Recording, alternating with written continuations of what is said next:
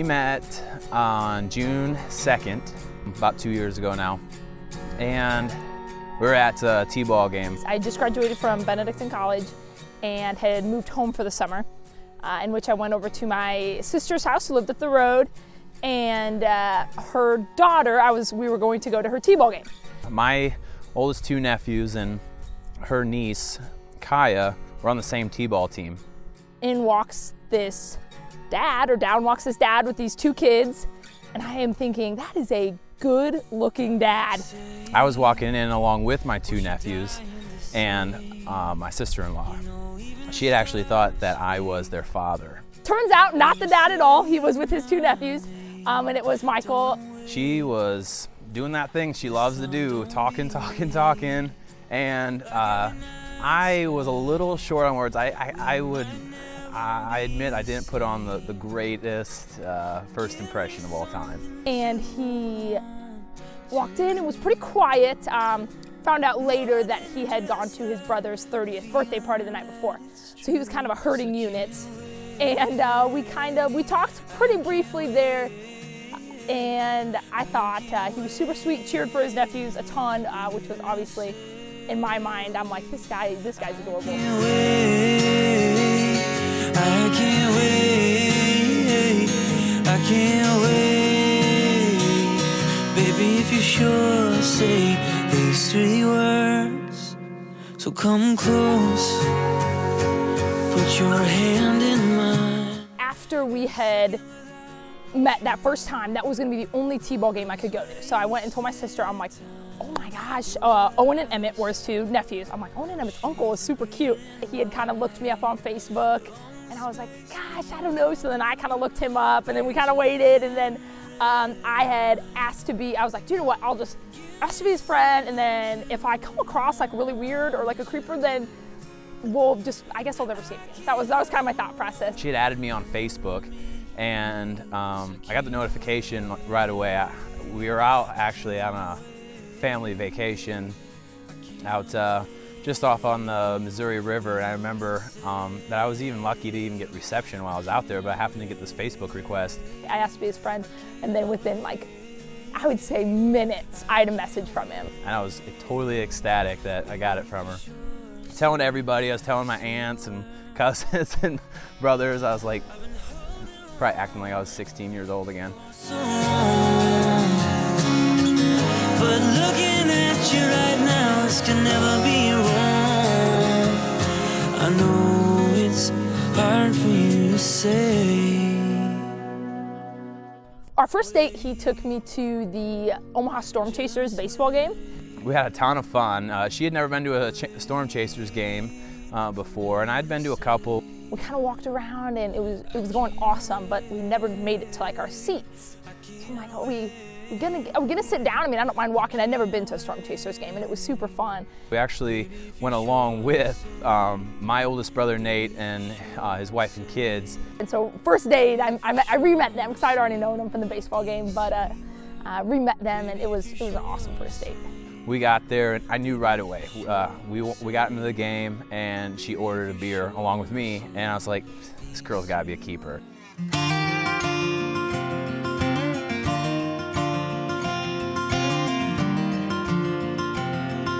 It's late on my way home. Our first kiss was July 3rd. And so I was hanging out with his family, and we had decided to walk up to kind of the town bar to get a few drinks, play some pool and some touch tunes. We had a great time. I knew I wasn't going to get another chance probably to see her for a little while, so I wasn't completely sure if it was okay to kiss her yet. We were walking home, and we were getting kind of close to their house, and Michael just kind of turned me around and kissed me. I remember I was walking her out to her car, and I'd asked her,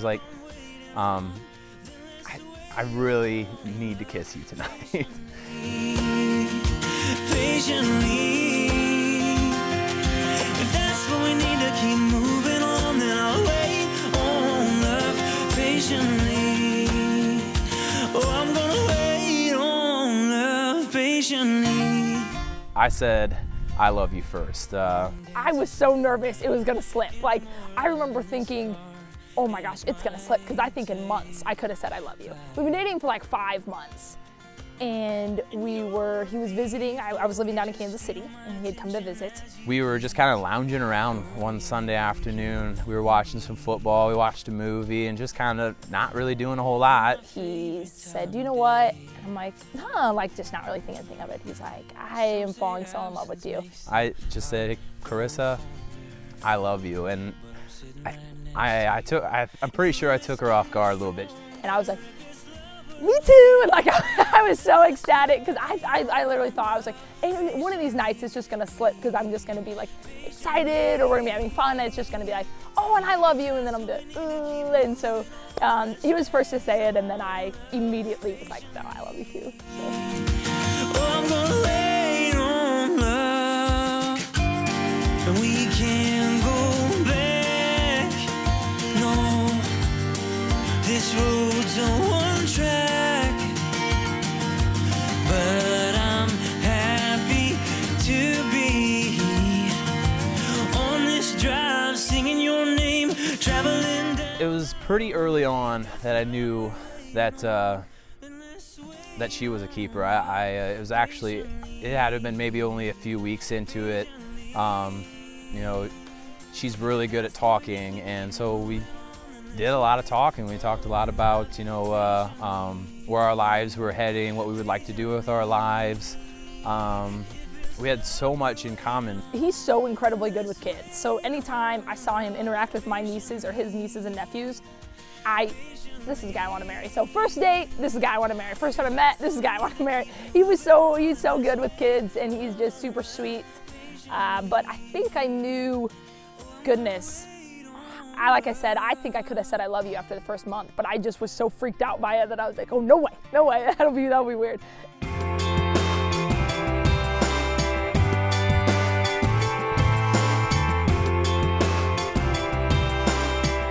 So our proposal took place. I tried so hard to keep everything a secret, so it would be a big surprise for her. But Carissa was coaching.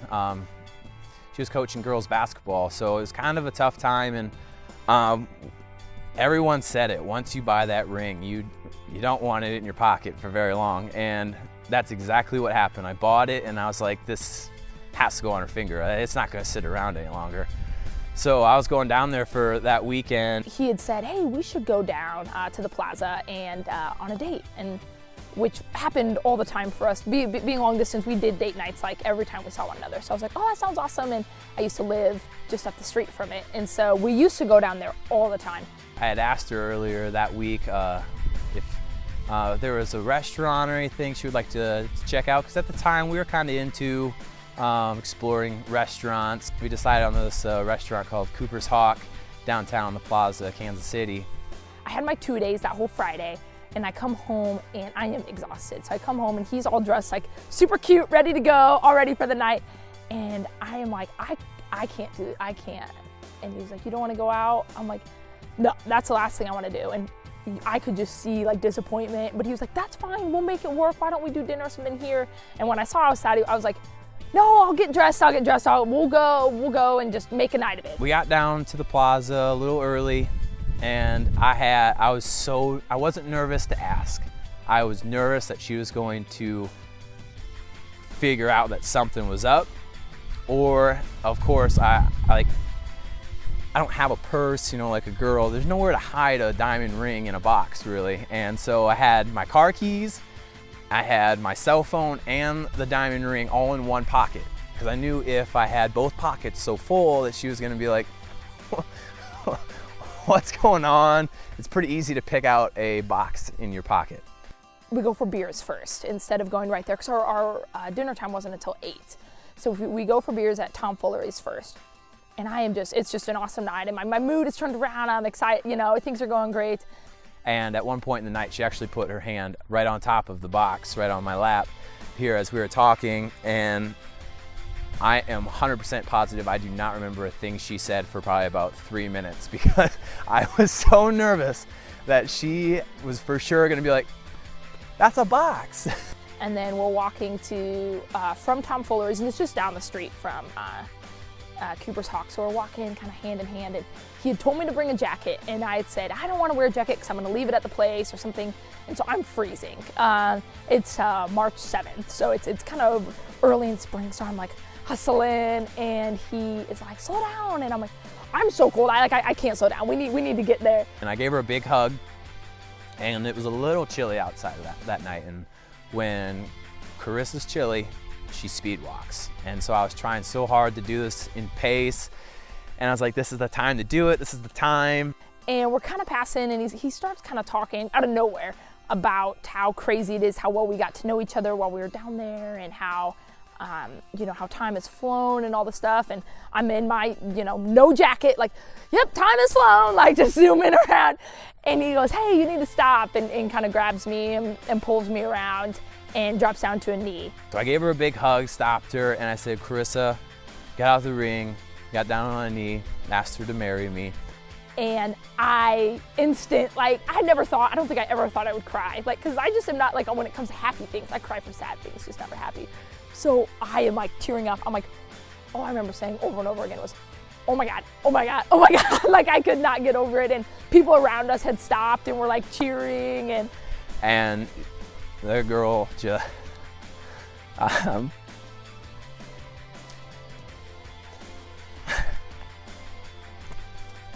she lit up. It was awesome.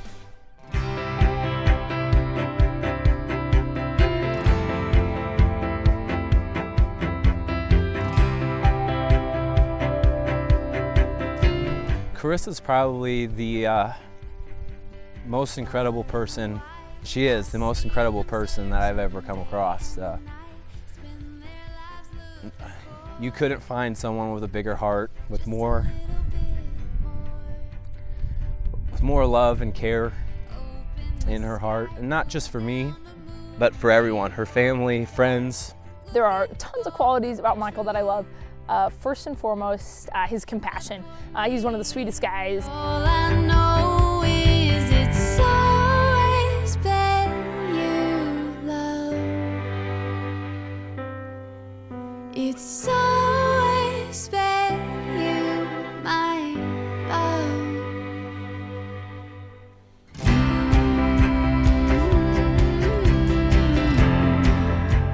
His kind of just love for life in general. He's very optimistic, very positive. We have a ton of fun. She's so much fun to be around.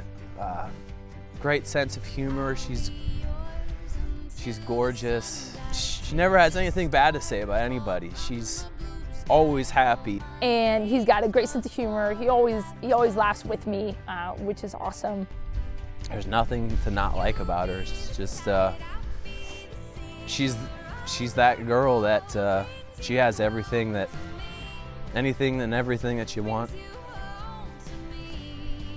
and want to be with.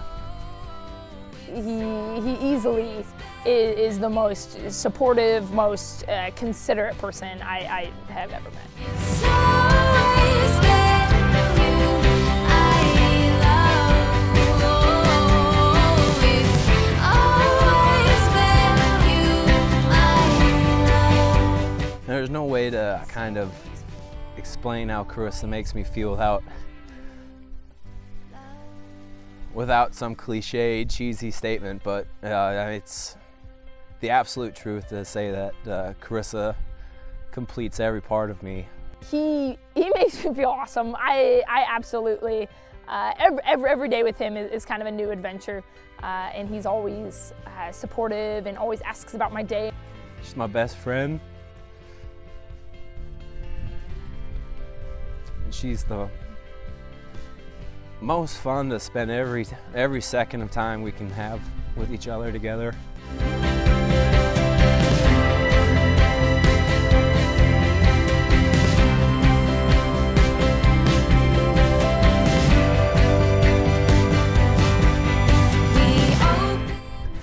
Carissa definitely wears the pants in our relationship. He's so easygoing, so I'm not gonna say I wear the pants, I'm just the planner. So I like things to go according to my plan. I've tried a couple of times to politely put my foot down on a few things, and crash and burn. She definitely rules. She definitely rules our house.